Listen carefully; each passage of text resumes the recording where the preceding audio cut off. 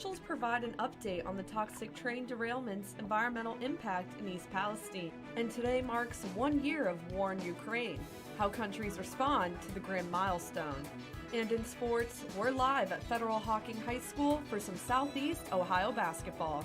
Newswatch starts right now.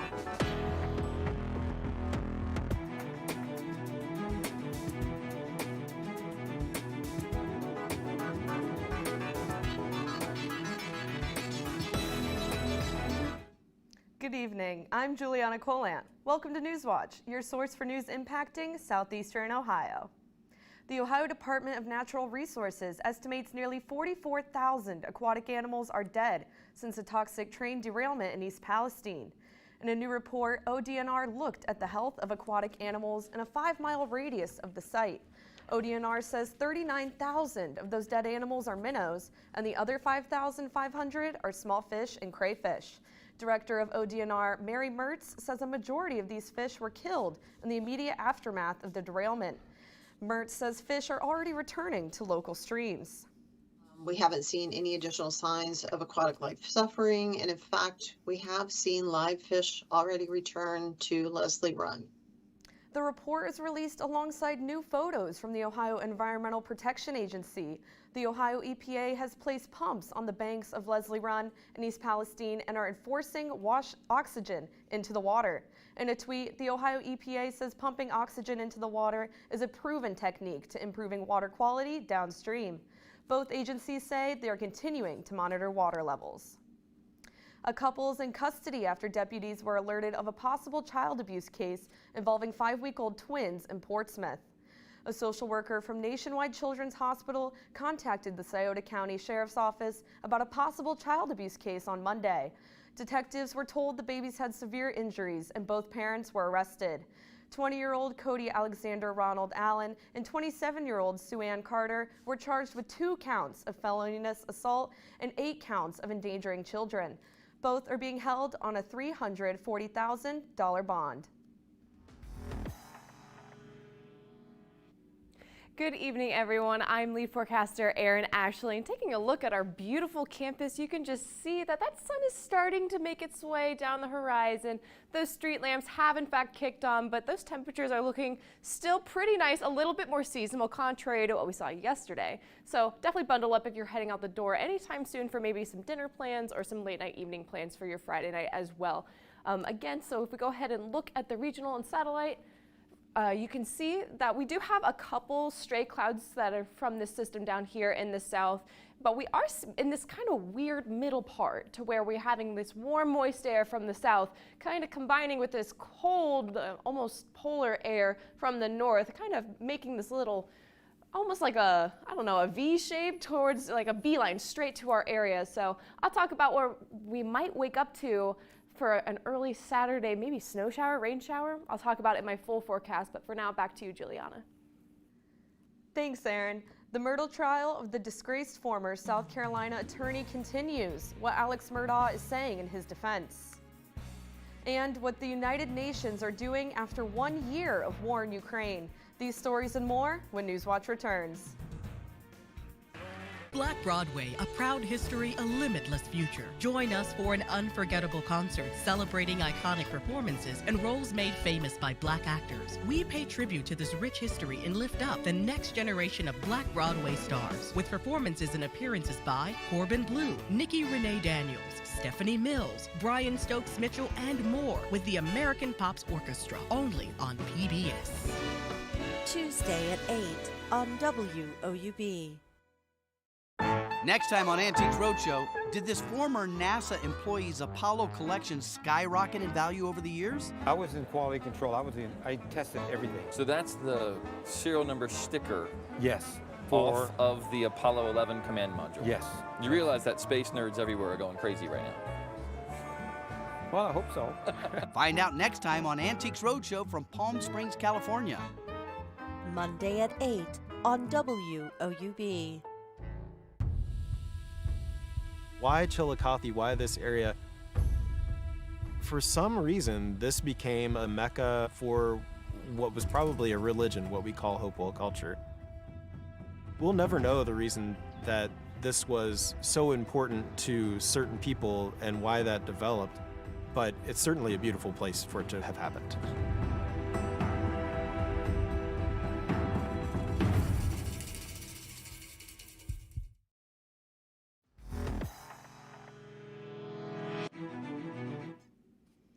It's playoff time for Southeast Ohio basketball, and tonight has a bunch of games going down in the 7-4-0. We welcome reporter Reese Thompson to tell us about 3 make-or-break face-offs this evening. Reese, break down what we should scope out. Thanks, Juliana. I'm here at Federal Hocking High School, where the boys want to stay alive in the sectional finals tonight, head-to-head with the Manchester Greyhounds. Now the Lancers are going to have to brush some dust off their shoes tonight, as this is their first game in a few weeks. This is the first playoff matchup for the boys since their out-of-conference duel against Marietta. That concluded in a brutal 70-51 loss. But the Lancers put their all out on the floor in that game. Shots just weren't falling for them. Defense from Marietta shut down second chance opportunities and used that to out-rebound the Lancers. In order for the Lancers to be on the same page for tonight's competition, they have to find consistency in their shooting. As for the Greyhounds, they are coming off a whopping 56-37 win against the Southern Tornadoes during the division semifinals, where they were able to score 14 points in both the second and third quarters, creating a gap the Tornadoes couldn't come back from. The face-off will happen on the floor at the top of the hour. Big stakes are on the line for the Trimble Tomcats, as tonight marks the first time Trimble is going into a state tournament with a losing record since 2014.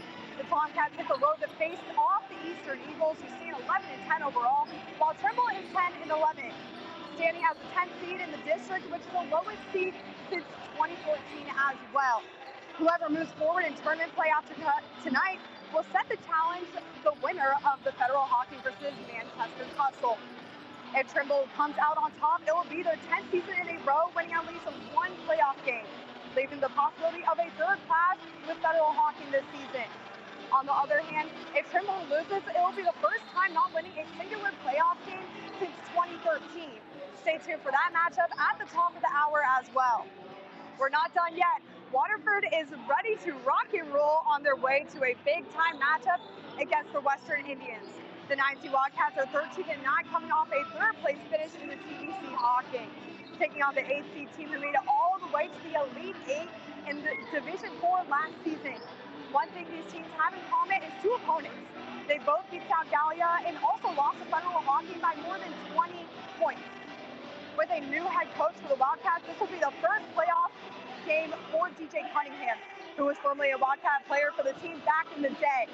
The Indians are used to the postseason success, so it's up to Waterford to tell them what their team is all about.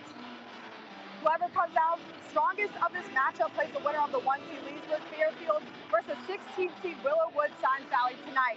Tip-off is set for, you know it, 7 p.m. You can watch the outcomes of all these action-packed games. Just look up WOUB Harwood Heroes. But now I'm ready to watch some good basketball, so I'm going to toss it back over to the desk. Sounds like there's a lot to see tonight. Thanks for the insight, Reese. The disgraced former South Carolina attorney who is on trial for the murder of his wife and son is testifying in his own defense for the second day. Alex Murdaugh has pleaded not guilty to 2 counts have all kind of ways of weapons charges for the June 2021 killings. Prosecutors are continuing to press Murdaugh on his financial troubles and theft of his client's money. They are arguing Murdaugh's motive to kill his wife and son was to distract separate financial misconduct. When you're doing the things wrong that I was doing, you have all kind of ways of justifying it. And I'm not saying that makes it right by any means, because it's not. It's wrong. I've said that 100 times. But when I was doing it, and I was as addicted as I was, and the things I was doing, there's all kind of things that you know, to be able to look yourself in the mirror, you lie to yourself. And I guess self-justification for these bad things, I guess is what I was doing. Prosecutors are relying heavily on Murdaugh's new admission that he was at the family's dog kennels moments before his wife and son were murdered. Prosecutors are using cell phone data to question Murdaugh about what he was doing during the 4 minutes between when he left for the kennels and then drove to his mom's house.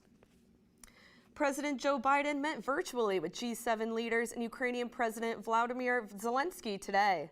Among the issues to be discussed, the continuation of support for Ukraine and how to hold the Kremlin responsible for its invasion. John Lornick reports. Today marks 1 year since Russia began its unprovoked offensive on Ukraine.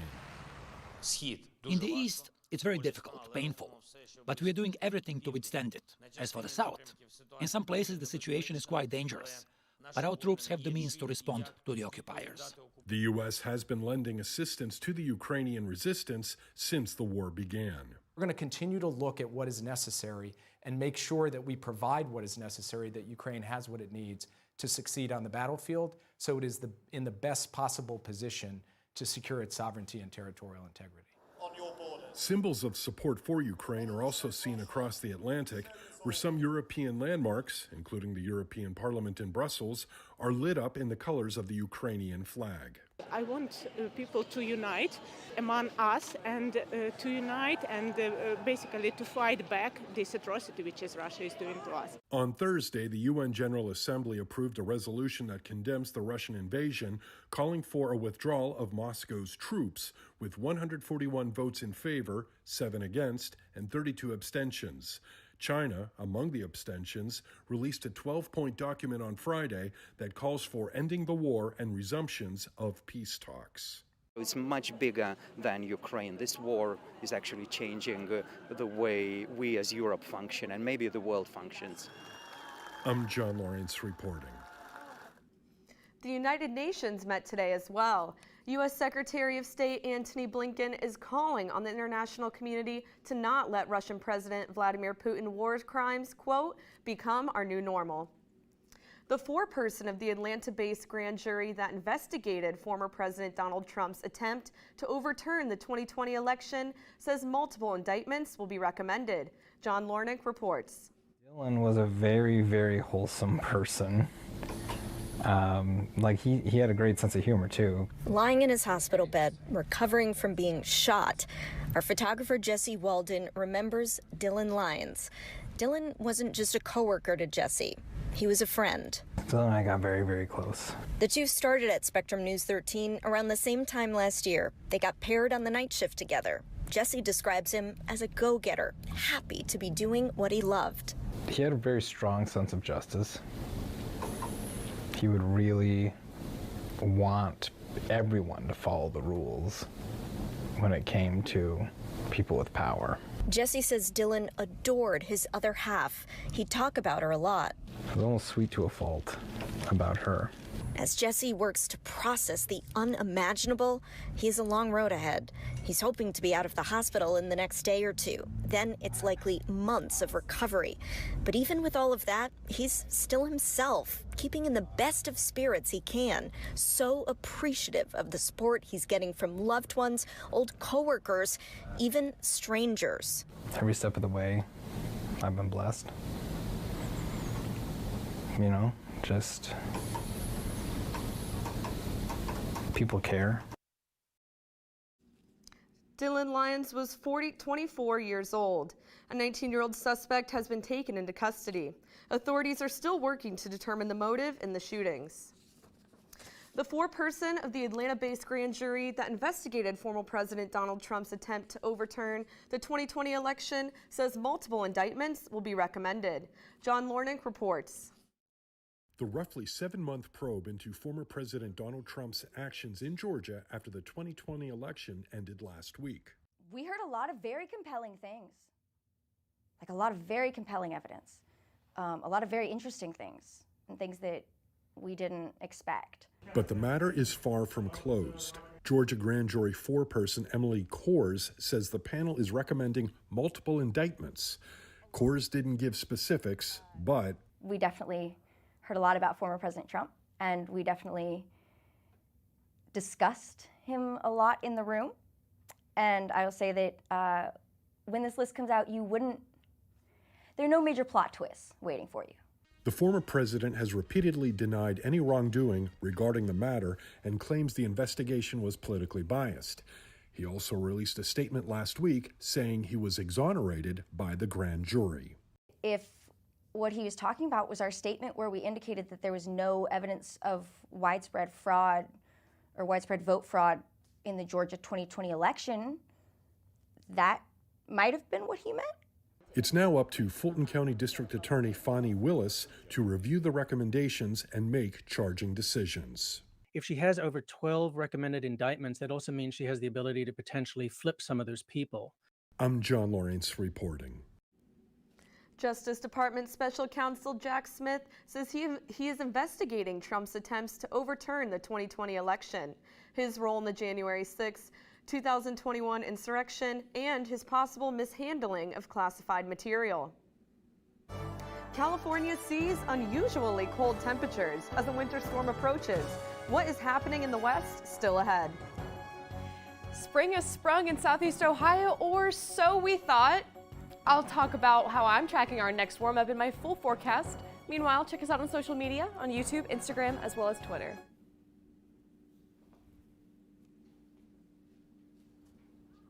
What could it mean for wild plants if the global...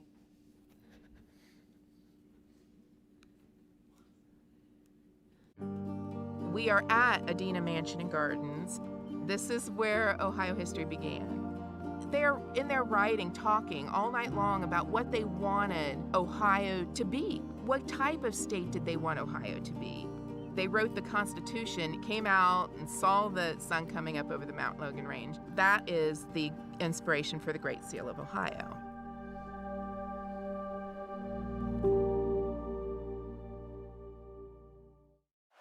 Hello, London! Thank God we made it here tonight.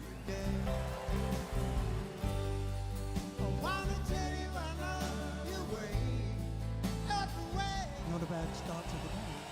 Let's do it. I want you day after day. Sunday at 4 on WOUB. Next time on Antiques Roadshow, did this former NASA employee's Apollo collection skyrocket in value over the years? I was in quality control. I tested everything. So that's the serial number sticker. Yes. Off of the Apollo 11 command module. Yes. You realize that space nerds everywhere are going crazy right now. Well, I hope so. Find out next time on Antiques Roadshow from Palm Springs, California. Monday at 8 on WOUB. The regular season is over and every team is giving their all on the court to stay alive in the tournament. The girls are entering districts this week while the boys have semi-sectionals and sectional finals. Now, no one wants to go home, but if you happen to stay home and miss the action, don't worry, you've got Hardwood Heroes. We'll be breaking down every buzzer beater, win and loss as the brackets progress. Make sure to tune in on Sundays at 11 p.m. and Mondays at 6 p.m. for all of your playoff updates. But until then, we're reminding you to be heroic.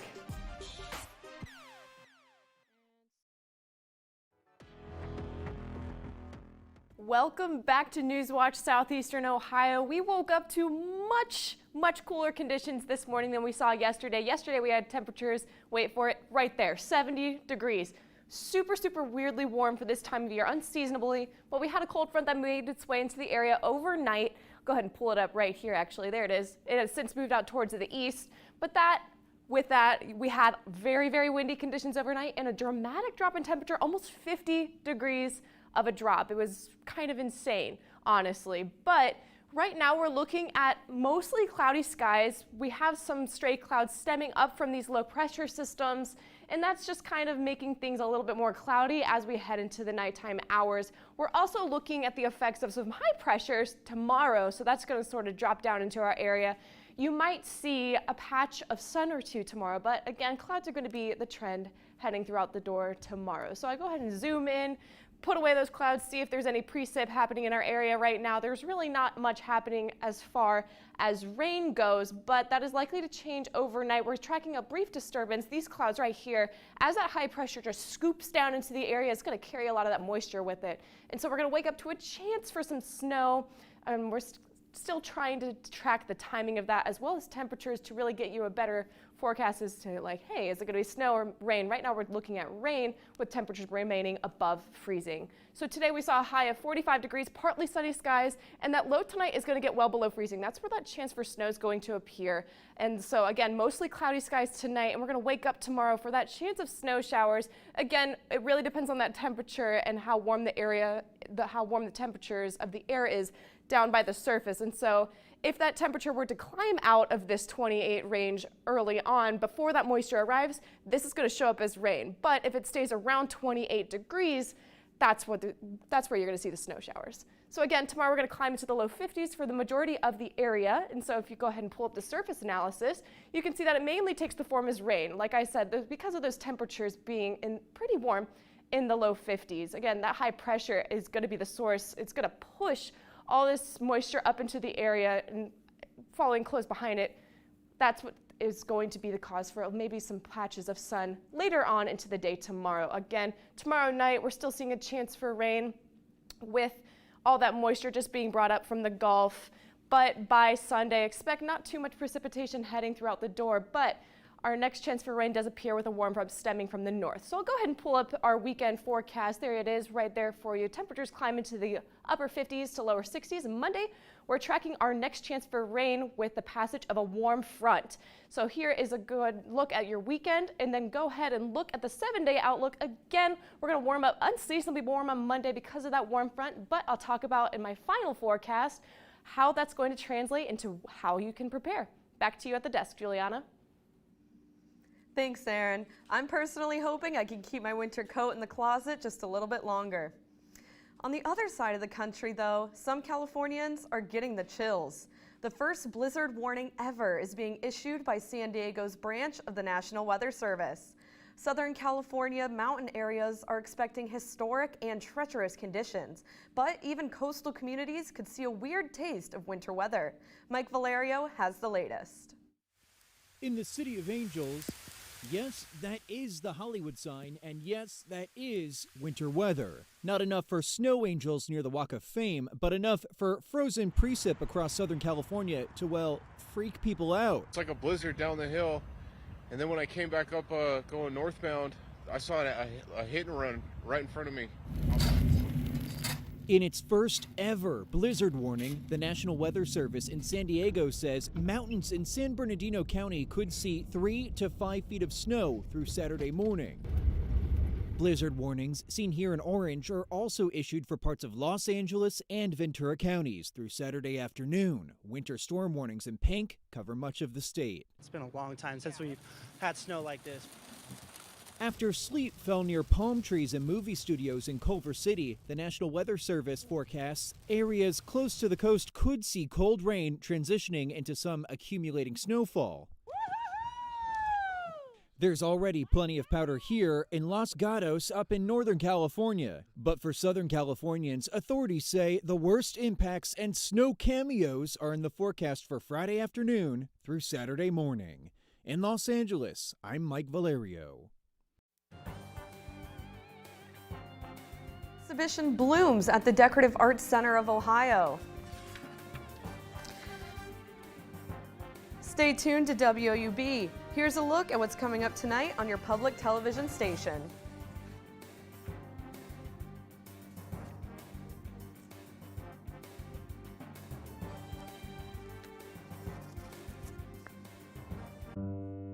Lucy Ware Webb was born here.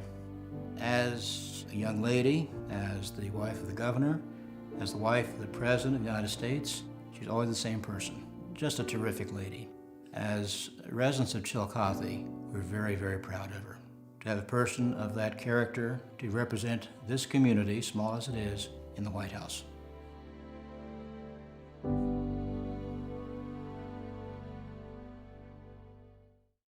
Are you tired all the time? Do you wish you slept like you used to?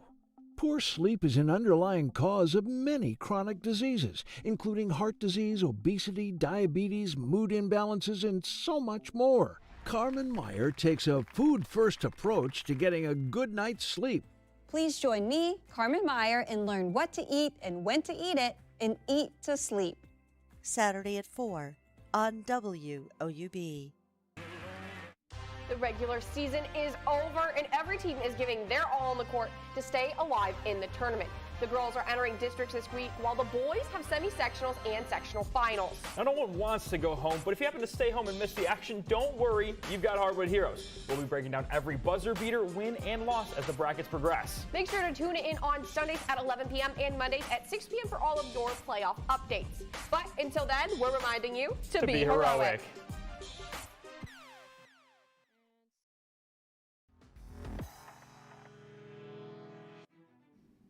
An exhibit explores history through the relationship of humankind and its natural environment.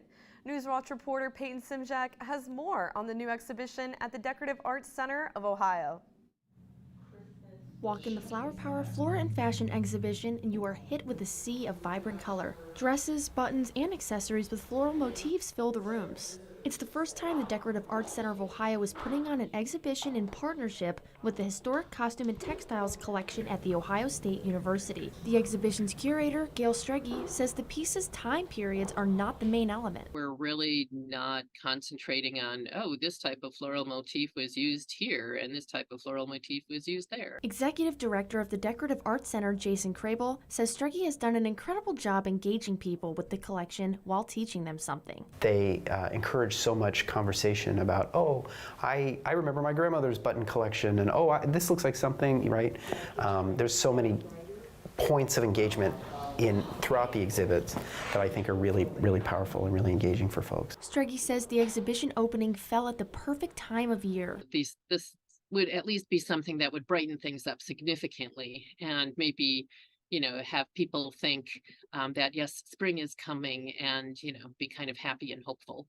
Crable says there's an energy in the exhibit that's perfect for the space. They usually leave saying, I got to bring somebody, I didn't know about this, or I can't believe I've never been here before, I need to bring someone else. The exhibition will be displayed until the end of April. Reporting for Newswatch, I'm Peyton Simchek in Lancaster. Actually, Peyton, look at these temperatures. It does not feel like spring right now, and it won't feel like spring tonight either. We're well below freezing, mostly cloudy skies. Tomorrow might get a little bit closer to that spring temperature. Look at that. We're climbing into the low 50s, a little bit cloudy tomorrow with those chances for showers in the form of, I'm going to say rain, early on tomorrow with that warming temperature past that freezing point. Here's a look at your week ahead. Again, once we get through that chance for rain early on tomorrow, expect clouds for the majority of the weekend, but there is that chance for rain appearing again on Monday with a brief warm-up as well. Thanks, Aaron. Finally, take a look at this. Astronomers just discovered what they're calling a forbidden planet. Researchers say the planet is about the size of Jupiter and is about 280 light years from Earth. NASA says it is extraordinary to find such a large planet orbiting a smaller star, and the discovery challenges theories about how planets are formed. Scientists now plan on observing the planet using NASA's premier James Webb Space Telescope. And that does it for our broadcast this evening. Thanks for watching. For all of us here at Newswatch, I'm Juliana Colant. Stay tuned to the PBS NewsHour coming up next. And remember, you can find the latest news anytime at WOUB.org. Have a great night.